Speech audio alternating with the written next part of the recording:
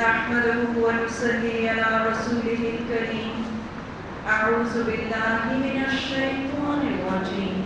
بسم الله الرحمن الرحيم. رب اشرح لي صدري ويسر لي أمري واحلل عقدة من لساني يفقهوا قولي واجعل لي وزيرا من أهلي. اللهم فقهني في الدين. اللهم ألهمنا رشدا فأعذنا من شرور أنفسنا. اللهم أرنا الحق حقا وارزقنا اتباعه. اللهم أرنا الباطل باطلا وارزقنا اجتنابه. آمين ثم آمين. تفسیر سورہ آل عمران آیت نمبر 180. وَلَا يَحْسَبَنَّ الَّذِينَ يَبْخَلُونَ بِمَا آتَاهُمُ اللَّهُ مِنْ فَضْلِهِ هُوَ خَيْرًا لَهُمْ بَلْ هُوَ شَرٌّ لَهُمْ سَيُطَوَّقُونَ مَا بَخِلُوا بِهِ يَوْمَ الْقِيَامَةِ وَلِلَّهِ مِيرَاثُ السَّمَاوَاتِ وَالْأَرْضِ وَاللَّهُ بِمَا تَعْمَلُونَ خَبِيرٌ. اور ہرگز نہ گمان کرے وہ لوگ. تو لہٰذا آج کے اس پہلی ہی آیت میں اللہ سبحانہ تعالیٰ یا ایھا الناس یا مومنوں کے دلوں سے ایک بدگمانی اور ایک خام خیالی کو نکالنے کا معاملہ فرما رہے ہیں. وہ کیا کہ جن لوگوں کو اللہ نے اپنے فضل سے نوازا ہے اور پھر وہ بخل سے کام لیتے ہیں، وہ اس خیال میں نہ رہے کہ یہ بخیلی ان کے حق میں اچھی ہے. نہیں، یہ ان کے حق میں نہایت بری ہے. کیوں؟ جو کچھ وہ اپنی کنجوسی سے جمع کر رہے ہیں وہی قیامت کے روز ان کے گلے کا طوق بن جائے گا. اور یہ مال بخل کر کے کس کے لیے چھوڑتے ہو؟ اپنے وارثوں کے لیے. یاد رکھنا، زمین اور آسمانوں کی میراث تو اللہ ہی کے لیے ہے اور تم جو کچھ کرتے ہو اللہ اس سے باخبر ہے. تو آج اس آیت میں ہمارے سبق کے آغاز میں ہی وہ علیم، وہ خبیر رب جو ہر ایک کے دل کی حالت، اس کے گھر کے پوشیدہ کونے کے اندر اس کے اعمال سے خبردار ہیں. علیم و بذات صدور ہے وہ خبیر رب. آج ایک بہت بڑی حقیقت سے متنبہ کر رہا ہے کہ بخل. حدیث کے الفاظ ہے کہ مومن کے اندر دو صفتیں نہیں ہوتی. ایک تو مومن جھوٹا نہیں ہوتا اور دوسرا مومن بخیل نہیں ہوتا. تو اس آیت میں تردید کی جا رہی ہے، ناپسندیدگی کا اظہار کیا جا رہا ہے بخل کا. اگر ہم بخل کے دو بھی مطلب دیں تو بخل کا مطلب ہے جسے ہم کہتے ہیں نا عام اصطلاح میں کنجوسی. لیکن بخل حقیقت میں اس حالت کو کہتے ہیں کہ جب کسی شخص کے پاس اللہ کا دیا ہوا، اللہ کے فضل سے عنایت کرتا نعمتیں، مال، راحتیں، نعمتیں موجود ہوں، لیکن اس کے باوجود اس مال کی محبت، اس کی ہرس، اس کی حوث، اس کا طمع، اس کا لالچ، وہ جو کہتے ہیں نا لسٹ آف منی، وہ اتنی شدید ہو اس کے دل میں کہ وہ مال جو رب کا، وہ رازق نے جو مال اس کو دیا ہے، وہ رزق ان چیزوں پر جن پر خرچ کرنا جائز اور حلال بھی ہے اور جن پر خرچ کرنا ضروری بھی ہے. جن پر خرچ کرنا جائز اور حلال بھی ہے اور جن پر خرچ کرنا ضروری بھی رب نے قرار دیا ہے، ان پر بھی خرچ ہے. تو یاد رکھیے گا، میں پھر دہرا رہی ہوں حدیث مبارکہ کے الفاظ ہے کہ مومن نہ جھوٹا ہوتا ہے اور نہ بخیل ہوتا ہے.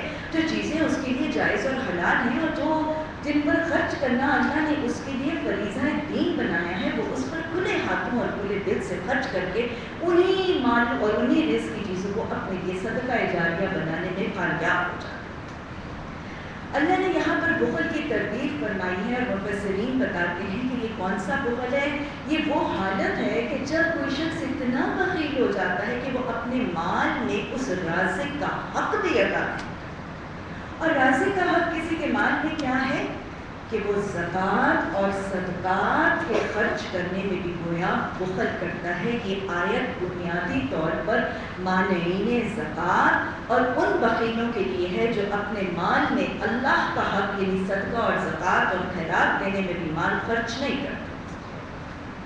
اور ان بخیلوں کے لیے اللہ سبحانہ تعالیٰ نے کیا فرمایا ہے کہ یہ مال جو وہ بخل سے جمع کرتے ہیں. بس کچھ لوگ جو کنجوس ہوتے ہیں اور مال سمیٹ سمیٹ کے رکھتے ہیں، کچھ لوگ معاشرے میں ان کو یہ بھی کہتے ہیں بڑی سیانی ہے، جوڑ جوڑ کے رکھتی ہے، جمع کر کر کے رکھتی ہے. حضرت اسما کا رسول اللہ صلی اللہ علیہ وسلم نے کیا فرمایا تھا؟ حضرت اسما جب مال دے رہی تھی، آپ کو پتہ ہے کیونکہ گھر میں ذرا مالی تنگی تھی، اور کسی وقت اللہ کے راہ میں جب مال دینے لگی تو ذرا گن گن کے دے رہی تھی. اس وقت ہمارا بھی یہ حال ہوتا ہے نا کہ اللہ کے راہ میں دیتے وقت گن رہے ہیں کہ اتنا جا کتنا رہا ہے، پیچھے کتنا بچ رہا ہے، میری ضروریات کے لیے بچ رہا ہے کہ نہیں. حضرت اسما کی کچھ یہ کیفیت تھی تو آپ صلی اللہ علیہ وسلم نے اپنی شادی سے مخاطب ہو کر فرمایا تھا کہ اسما گن گن کے نہ دے ورنہ اللہ بھی گن گن کے دے گا، اور اسما روک نہ لے ورنہ اللہ بھی روک لے. تو لہٰذا اسی راہ للہ جو مال خرچ کیا جاتا ہے، وہ مال جو انسان اپنے لیے خرچ کر کے اپنے لیے صدقہ جاریہ بناتا ہے، وہ اللہ کا حق ہے. اور اس حق میں بخل کے حوالے سے بتایا جا رہا ہے کہ وہ لوگ جو بخل کرتے ہیں اور وہ سمجھتے ہیں کہ یہ بخل میرے حق میں بہتر ہو جائے گا، وہ یہ نہ سمجھے کہ یہ بخل ان کے حق میں بہتر ہوگا. یہ بخل ان کے حق میں بڑا ہی برا، بل ہوا شر اللہ ان کے لیے بڑا برا ہوگا. اور اس کا برا معاملہ کیا ہے کہ وہ اس مال کا ان کو توق پہنایا جائے. یاد رکھیے گا، قرآن کی تفسیر ہمیشہ تبھی واضح ہوتی ہے جب اس کو حدیث کے ساتھ ملا کر پڑھا جائے. اسی توق کے حوالے سے حدیث کے الفاظ آتے ہیں. قرآن نے تو صرف یہ فرما دیا کہ صدقون کہ عنقریب وہ توق پہنائے جائیں گے، لیکن وہ توق کیا ہے؟ حدیث میں وضاحت آتی ہے. آپ صلی اللہ علیہ وسلم نے فرمایا وہ لوگ جو اپنے سونے چاندی کے ڈھیر جمع کر کے رکھتے ہیں اور اس پر زکوٰۃ ادا نہیں کرتے، وہ لوگ جو سونے چاندی کے ڈھیر جمع کر کے رکھتے ہیں اور اس پر زکوٰۃ ادا نہیں کرتے، قیامت کے دن اس سونے چاندی مال کے ڈھیر کو ایک سانپ کی شکل میں، اور حدیث کے الفاظ ہیں ایک گنجے سانپ کی شکل میں جس کی آنکھوں پر 2 سیاہ نقطے ہوں گے، اس سانپ کی شکل میں ان کے گلے کا توق بنا دیا جائے گا. وہ سانپ ان کو پکڑے گا، ان کی بازیوں کو چیرے گا اور ان سے مخاطب ہو کر کہے گا انا مالکا انا کنزکا، کہ میں تمہارا وہ مال ہوں، میں تمہارا وہ خزانہ ہوں جس پر تم اللہ کا حق ادا نہیں کرتے. کنز کہتے ہیں اس مال کو جس میں اللہ سبحانہ تعالیٰ کا حق یعنی زکوٰۃ اور صدقات ادا نہیں کیے جاتے. تو یہ سانپ ان کی باتیں چیرتے ہوئے ان کو جھڑکے گا بھی اور ان سے خفا بھی ہوگا اور ان کو کیا کہے گا انا مالکا انا کنزکا، کہ میں تمہارا مال ہوں اور میں تمہارا وہ خزانہ ہوں جس پہ تم زکوٰۃ اور صدقات ادا نہیں کرتے. اس سلسلے میں جو کہ سورۃ توبہ میں بھی اللہ سبحانہ تعالیٰ نے قرآن کی آیت میں فرمایا والذین یکنزون الذھب والفضة فبشرهم بعذاب الیم، کہ وہ لوگ جو سونے چاندی کے ڈھیر جمع کرتے، کنز کرتے اور اس پر اللہ کا حق ادا نہیں کرتے، ان کو ایک دردناک عذاب کی خوشخبری دے دو. وہ دردناک عذاب کیا ہے؟